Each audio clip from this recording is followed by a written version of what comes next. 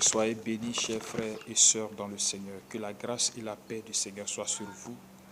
Et je suis l'apôtre Sir Désiré Brito de la mission du Centre d'évangélisation, de formation et d'encadrement de chrétiens, en abrégé mission du CFEC, basé en Côte d'Ivoire, dans le district d'Abidjan, précisément à Anyama. Et aujourd'hui, donc, nous allons aborder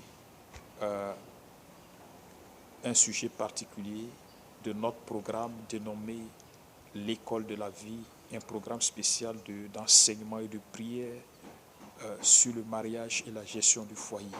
Et donc de prière en fonction des candidats, en faveur des femmes candidats au mariage et des foyers vraiment qui sont éprouvés. Donc aujourd'hui, le sujet que nous allons aborder, comme je l'ai dit, c'est la femme selon Dieu. La femme selon Dieu. La création de la femme telle que Dieu la voit, telle que Dieu l'a pensée, telle que Dieu la regarde. La femme créée selon Dieu. C'est vrai, nous aurons pu parler de l'homme, disant que la femme ne pouvait pas exister sans que l'homme ait été créé. Donc, il a fallu que l'homme soit avant que la femme ne soit créée. Et aujourd'hui, je parlerai spécialement de la femme. Et le vendredi prochain, donc, à ce programme, j'aborderai le cas de la création de l'homme créé à l'image de Dieu. Que le Seigneur soit béni. Je voudrais donc introduire notre sujet par le psaume 139, verset 13 au verset 15. C'est le verset 14 qui nous intéresse particulièrement. Je lis le psaume 139, verset 13 à 15. C'est toi qui as formé mes reins, qui m'as tissé dans le sein de ma mère. Je te loue de ce que je suis une créature si merveilleuse. Tes œuvres sont admirables et mon âme le reconnaît bien. Mon corps n'était point caché devant toi lorsque j'ai été fait dans un lieu secret, tissé dans les profondeurs de la terre.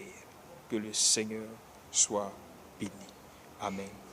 Donc, le verset 14 devrait être vraiment une appropriation pour les femmes. Les femmes devraient s'approprier ce verset 14-là et puis louer le Seigneur, célébrer la grandeur de Dieu. Parce que le verset 14 pousse donc à louer le Seigneur en considérant que nous sommes une créature si merveilleuse. Et particulièrement, la femme doit célébrer Dieu en se disant, Seigneur, je te loue parce que tu m'as fait une créature si merveilleuse. Une créature si merveilleuse. Et mon âme le reconnaît très bien.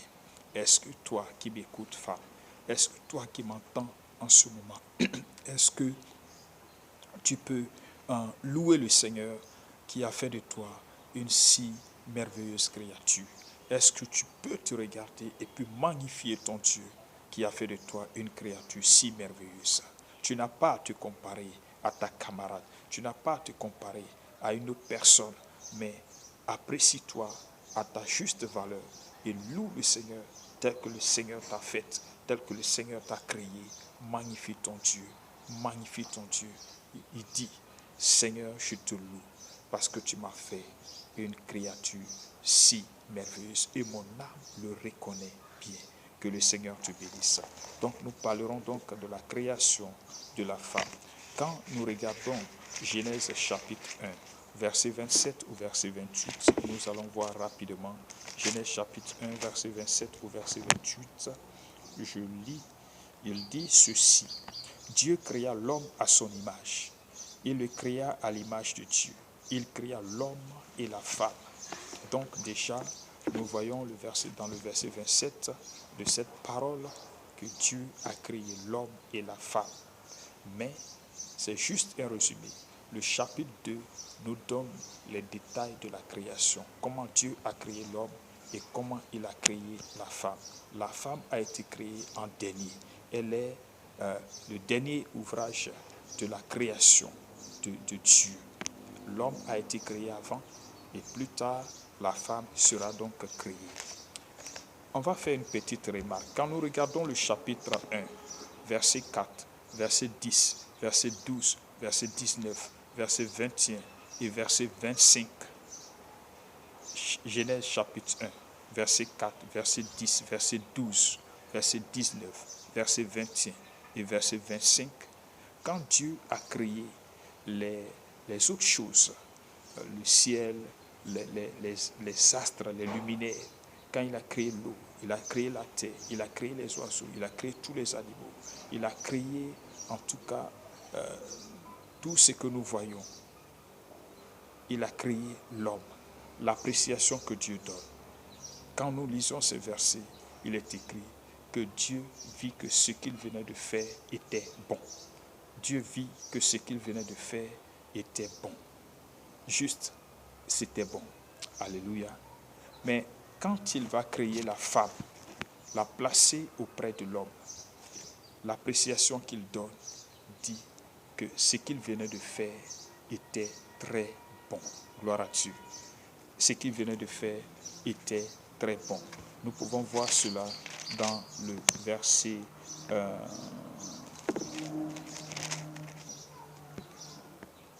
31. Dieu, Genèse chapitre 1, verset 31. Dieu vit tout ce qu'il avait fait, Et voici, cela était très bon. C'était donc la fin de tout l'ouvrage qu'il venait de faire. Il a fini de créer l'homme, il a fini de créer la femme. Et maintenant, il va résumer cela. Il dit que tout ce qu'il venait de faire était très bon. Que le Seigneur soit béni et que son nom soit glorifié. Donc, la femme est un chef-d'œuvre de Dieu. Une autre chose importante, parlant de la création de la femme, quand il a créé l'homme en premier, il a vu qu'il n'était pas bon que l'homme soit seul. Parce qu'il a observé l'homme, il a vu qu'il y a quelque chose qui manquait à l'homme. L'homme était esselé, il était isolé, les animaux étaient en couple. Chaque espèce d'animal était en couple. La nature était magnifique, l'homme était intelligent, il était dans un cadre magnifique, mais il lui manquait quelque chose. Et Dieu va dire, il n'est pas bon que l'homme soit seul. Alors, qu'est-ce qu'il va dire? Il dit au verset 18. Au verset 18, Genèse chapitre 2, verset 18, il dit ceci. Version 8 secondes. Il dit, l'Éternel Dieu dit, il n'est pas bon que l'homme soit seul. Je lui ferai une aide semblable à lui. Une aide semblable à lui. Maintenant, nous allons prendre la version parole de vie et nous allons regarder. Le Seigneur Dieu se dit, pour l'homme, ce n'est pas bon d'être seul. Je vais lui faire une aide qui lui convienne parfaitement. Il n'est pas bon pour l'homme d'être seul. Je vais lui faire une aide qui lui convienne parfaitement. Alors, pour créer cette aide-là, il a fallu que Dieu arrache une côte à l'homme. L'homme qui était une créature qui existait déjà. Donc, il a fallu qu'il prenne la côte. La Bible n'a pas dit que Dieu a pris la côte de l'homme, il a pris la terre et puis il a façonné la femme. Mais il a pris sa côte et il a pris certainement une partie de la chair de l'homme pour créer la femme. Dieu est si puissant, si merveilleux, un grand artiste. Que le Seigneur soit béni. Donc la femme est comme un produit fini, un produit qui est sorti de ce qui était brut. L'homme était à l'état brut et la femme à l'état raffiné, je peux dire, à l'état fini. Donc, c'est pourquoi elle est cette créature merveilleuse dont parle le psalmiste. Gloire à Dieu. Et on ne va pas s'arrêter là. On va prendre Proverbe chapitre 18, verset 22. Proverbe 18, verset 22, et qui va nous faire comprendre que la femme est vraiment une créature si merveilleuse. Proverbe 18, verset 22. Proverbe 18, verset 22 dit, « Celui qui trouve une femme trouve le bonheur. C'est une grâce qu'il obtient de l'Éternel. Celui qui trouve une femme trouve le bonheur. C'est une grâce qu'il obtient de l'Éternel. Que le Seigneur soit béni. Vous voyez, une créature merveilleuse, si merveilleuse, en même temps, qui est cette créature-là qui peut convenir parfaitement à l'homme. Oh, bien-aimé, quand Dieu a enlevé la côte de l'homme, il y a eu un vide. Ce vide-là doit correspondre à cette créature qui peut convenir à ce qui peut rentrer, qui peut remplir ce vide-là. Chaque homme a sa côte, a un vide. Chaque homme a un vide dans son corps parce qu'il y a une côte qui lui a été enlevée. Et il y a une créature merveilleuse qui a été faite, qui peut remplir, qui peut fermer ce trou, ce vide-là, qui peut le combler. Oui, tu peux rencontrer n'importe quelle femme. Tu peux trouver n'importe quelle femme dehors, faire ce que tu as envie de faire. Mais tant que tu n'as pas trouvé celle qui te convienne parfaitement, le vide ne sera pas comblé. Le vide ne sera pas comblé. Il faut que celle qui te convienne soit trouvée pour combler ce vide-là. Elle est comme une pièce dans un puzzle, la pièce qui doit convenir à la place qu'il lui faut pour que le puzzle soit vraiment parfaitement rempli. Que le Seigneur soit béni. Donc chacun doit trouver celle qui lui convienne parfaitement. Tant que tu ne l'as pas trouvée, non, tu ne seras pas satisfait. Que le Seigneur soit béni. Que le Seigneur soit béni. Donc, et ce vide-là, quand Ève sera créée, Adam verra Ève. Il va s'écrier, ah oui, cette fois-ci, j'ai vu celle qui est l'os de mes os, chair de ma chair. Je vais l'appeler femme. Je vais l'appeler femme. Alléluia. Celle qui me convienne parfaitement. Celle qui peut me satisfaire. Celle qui peut combler mon vide. Celle qui peut m'aider. Celle qui peut créer ce bonheur dans ma vie. Gloire à Dieu. Donc la présence de la femme dans la vie de Adam sera source de bonheur. Elle vient pour apporter ce qui manquait, ce qui manque à son homme, à son Adam. Bien-aimé, la femme qui rentre dans la vie de l'homme vient pour apporter ce qui lui manque afin d'assurer le bonheur dans la vie de son mari, le bonheur dans son foyer. Si tu n'es pas la pièce qu'il faut, si tu n'es pas la femme qu'il faut, à la place qu'il faut, qui convienne parfaitement, bien-aimé, il y aura toujours des frictions, il n'y aura pas de joie, il n'y aura pas de paix. Oh, bien-aimé, cherchons à trouver celle qui nous convienne parfaitement. Cherchons à trouver l'homme aussi. Concernant les femmes, cherchez à trouver l'homme qui vous convienne parfaitement pour que vous puissiez remplir le vide qui est en lui afin d'apporter le bonheur. Et ce bonheur-là, c'est un bonheur partagé. Que le Seigneur vous bénisse. Nous regardons également le psaume, le proverbe 19, verset 14. Proverbe 19, verset 14, qui dit ceci. On peut hériter de ses pères une maison et des richesses, mais une femme intelligente est un don de l'Éternel. Une femme intelligente est un don de l'Éternel. Vous voyez, et tous ces passages nous montrent que vraiment la femme est une créature merveilleuse, une créature qui peut nous apporter du bonheur, une créature qui peut nous apporter en tout cas de la joie, de la paix, en tout cas de l'assurance, de l'épanouissement dans la maison, dans notre vie. Que le Seigneur soit béni. Ainsi donc, dans le chapitre 14, verset 1, il est dit que la femme sage est celle qui bâtit sa maison, mais l'insensé la renverse de ses propres mains. Donc, cette femme merveilleuse sera celle qui va bien tenir sa maison, qui va édifier sa maison, qui va apporter le bonheur, qui va apporter la joie, qui va apporter la paix, qui va apporter l'épanouissement. Et ça, c'est la femme seulement qui peut le faire, parce que l'homme, tout ce qu'il ramène est toujours à l'état brut. Et la femme est celle qui peut bâtir, qui peut édifier, en tout cas son foyer, sa maison. Il ne s'agit pas de bâtir un édifice physique, mais des vies, tenir l'harmonie dans la maison, apporter le bonheur.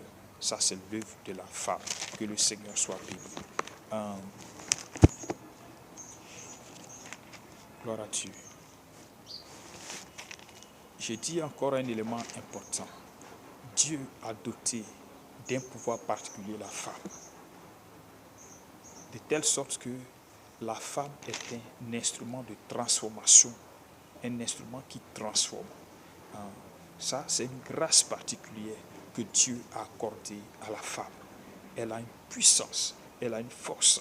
C'est pourquoi dans le livre de Pierre, quand il parle de la faiblesse, c'est une mauvaise traduction, je dirais, mais il parle de la délicatesse de la nature de la femme. Je crois que c'est 1 Pierre chapitre 3.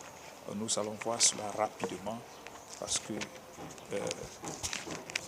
1 Pierre chapitre 3, rapidement, Pierre chapitre 3, verset 7, si je ne me trompe pas. Ok, c'est ça. Marie, montrez à votre tour de la sagesse dans vos rapports avec votre femme, comme avec un sexe plus faible. Honorez-la, comme devant aussi hériter avec vous de la grâce de la vie, qu'il en soit ainsi, afin que rien ne vienne faire obstacle à vos prières. Quand vous prenez la version Semeur, je crois bien la version Semeur, où il n'est pas question de la faiblesse ici, mais il parle de la délicatesse de la nature de la femme. Comme à cause de sa nature délicate, il faut que l'homme ait soin d'elle. Elle est délicate. Ce qui est précieux est délicat. Ce qui est merveilleux est délicat. Et si tu ne traites pas bien le délicat, ce qui est délicat, évidemment, tu vas avoir des soucis, tu vas avoir des inquiétudes. C'est ce que Pierre nous dit dans le chapitre 3, 1 Pierre chapitre 3, verset 7. Gloire à Dieu. Donc on voit, comme je disais, que la femme a reçu de Dieu le pouvoir, la capacité de transformer toutes choses. Regardez, le corps de la femme est merveilleux, si bien que elle a la capacité, son corps a la capacité de transformer la semence en vie humaine et elle met au monde des vies. Ça, c'est ce que Dieu lui a donné comme pouvoir. Deuxièmement, la femme peut changer, peut transformer la vie de l'homme en bien ou en mal. Elle peut vraiment rendre l'homme heureux comme elle peut le rendre malheureux. Elle a ce pouvoir de changer, de transformer la vie de l'homme. La femme a le pouvoir de transformer la vie de l'homme. Troisième élément, c'est que les mains de la femme ont encore ce pouvoir-là, toujours de transformer tout ce que l'homme ramène à la maison, qui est brut. Quand elle touche cela, cela se transforme. Quand l'homme va au champ, ou bien quand il va en ville, il achète un sac de riz, il achète de l'igname, il achète de la banane, il vient qu'il donne à sa femme, la femme en utilise pour faire un repas aussi particulier qui n'est pas semblable au produit que son mari avait envoyé à la maison à l'état brut. Donc, Dieu lui a donné des capacités pour transformer, et la vie des hommes et les situations et tout ce qu'elle touche, elle a la capacité d'apporter un changement en cela. Donc il dit, la femme intelligente est un don de Dieu. La femme qui est intelligente est la femme qui a cette capacité de produire le bonheur. La femme qui a cette capacité de défier est un don de Dieu. Que le Seigneur soit béni. Bien-aimé, je ne voudrais pas être long, mais on va continuer sur la création de la femme, sur le fait même que la femme soit une créature si merveilleuse. La femme selon Dieu, nous allons continuer cela le vendredi prochain. Mais ça, c'est juste un début pour montrer effectivement que la femme est une créature si merveilleuse, excellente. Et cette femme, créature si merveilleuse, c'est cette femme qui a en elle la nature de Dieu, l'Esprit de Dieu, la présence de Dieu. Quand vous lisez le Proverbe 31, vous verrez que la femme qui a plus de valeur que toutes les autres, c'est celle qui craint l'Éternel. Le dernier verset du psaume 31, vous verrez cela. Du Proverbe 31, vous verrez cela. La femme qui a plus de valeur que les autres femmes ont des valeurs, mais celle qui est au-dessus de toutes celles qui ont ces valeurs-là, c'est celle qui craint l'Éternel. Donc elle a une valeur supérieure à celle des autres. celle qui craint Dieu. C'est la femme selon Dieu. C'est la femme merveilleuse. C'est la femme intelligente. C'est la femme qui craint Dieu. La femme qui est capable, qui est dotée de l'Esprit de Dieu pour apporter le bonheur dans la vie de l'homme. Que le Seigneur vous bénisse. Donc, et à cause de cette nature, cette délicatesse, cette merveilleuse créature qu'elle est devenue la cible du diable. Nous parlerons le vendredi prochain la raison pour laquelle le diable est particulièrement acharné sur la femme. Pourquoi le diable fait de la femme une cible privilégiée. Je touche un point. Regardons tout de suite dans Genèse, dans le livre de Genèse au chapitre 3. Adam et Ève étaient dans le jardin. Pourquoi le diable n'est pas venu s'adresser à Adam? Pourquoi n'est-il pas venu s'adresser à Adam et c'est à Ève qu'il s'est adressé? Pourquoi? Donc nous verrons cela plus en détail le vendredi prochain. Et c'est important de connaître qui nous sommes avant de parler de mariage. Que le Seigneur vous bénisse. Femmes, louez le Seigneur, magnifiez Dieu, parce que vous êtes une créature si merveilleuse, un don de Dieu, une source de bonheur, une nature dotée d'une intelligence particulière, capable avec un pouvoir de transformer des vies, de transformer des choses, de transformer des situations, de bâtir un foyer. Que la grâce et la paix du Seigneur soient sur vous et que le Seigneur Dieu vous protège. Et si ça vous fait du bien, vous pouvez donc nous contacter au 225 77 29 11 32 qui est un numéro WhatsApp. Encore le 225 44 06 95 27 qui est un numéro WhatsApp. Et le 225 42 90 01 58. Vous pouvez aussi écrire, envoyer des SMS ou bien par mail. Écrire donc à mission en minuscule cefec@gmail.com ou apôtre, vous écrivez AP en minuscule, Cyr, CYR, désiré, sans accent, point brito 2020 @gmail.com. Que le Seigneur vous bénisse. Nous serons aussi heureux de recevoir vos remarques, vos suggestions pour améliorer ce que nous faisons, le travail que nous sommes en train de faire. Et aussi, nous serons aussi heureux de recevoir donc vos sujets de prière, vos appels pour échanger, vos messages pour échanger avec vous. Que le Seigneur vous bénisse, que sa grâce soit sur vous. Soyez bénis au nom de Jésus-Christ. Père, merci, notre Père, notre Dieu, pour cette grâce que tu nous as faite de partager ce moment. Je veux te bénir, Seigneur Dieu, pour les femmes particulièrement que tu as créées d'une manière particulière, Seigneur Dieu. C'est vrai en prenant la côte de l'homme, mais tu as fait de ces femmes des créatures si merveilleuses, source de bonheur, Seigneur Dieu. Un don pour, ô Jésus, l'homme. Tu as dit, il n'est pas bon que l'homme soit seul. Je lui ferai une aide qui lui convienne parfaitement, Seigneur Dieu.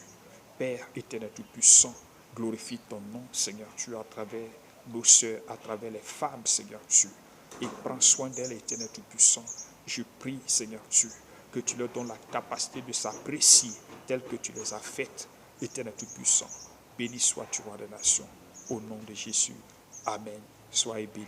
Que le Seigneur soit avec vous. Amen.